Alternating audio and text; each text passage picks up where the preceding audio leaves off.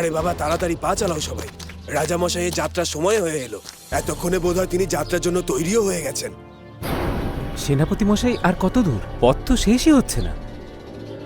বেশি দূর নয়, ওই পাশের রাজ্য মল্লারপুরে। ওখানকার রাজার বাড়িতে মহারাজের আজ আমন্ত্রণ আছে।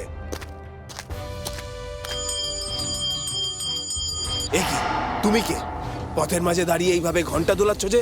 আমি কে তা একটু পরেই বুঝবেন। এবার বলো দেখি তোমরা কে? আমরা আপনার দাস। আপনি যা বলবেন আমি তাই করব। বাহ বাহ বাহ বাহ বাহ বাহ, গুরুদেবের দয়ায় এক দাসেরও আজ কাজ হলো। শোনো, যাও এবার নিজের রাজ্যের রাজা ওই রাজা নরেন্দ্রকে বন্দি করে সিংহাসনচ্যুত করো। যথাজ্ঞা প্রভু।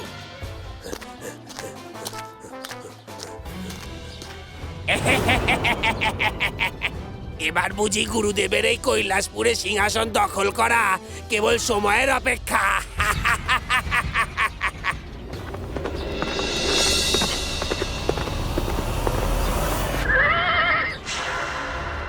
এ কি, কি হলো? কেউ আপনার পথ আটকেছে বলে মনে হচ্ছে। সে কি, আমার রাজ্যে আমারই পথ আটকালো কে?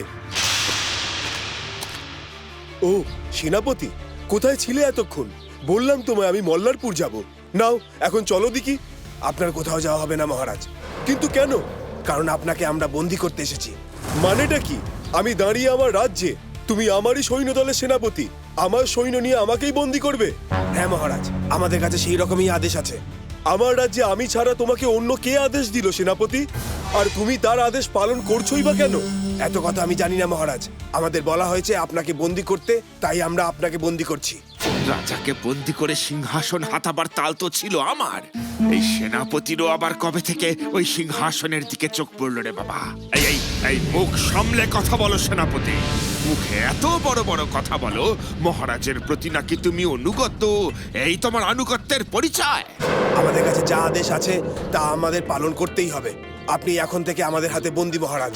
হায় হায় হায় হায়, এ কি অলক্ষণের কথা! নিজের সেনাপতির হাতে নিজেকেই এইভাবে বন্দি হতে হবে নাকি?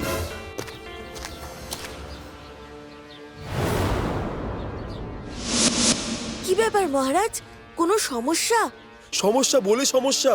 এই দেখো ভোলা, চেয়ে দেখো, আমার সেনাপতি আমাকেই বন্দি করতে চাইছে। সে কি?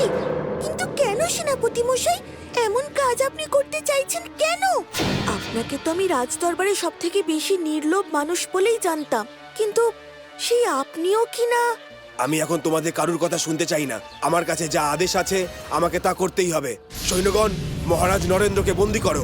খবরদার, মহারাজকে বন্দি করতে হলে সবার আগে তোমাদেরকে আমার মুখোমুখি হতে হবে। সাবাস ভোলা, আগামীকাল সকাল 9:30টায় সান বাংলায়।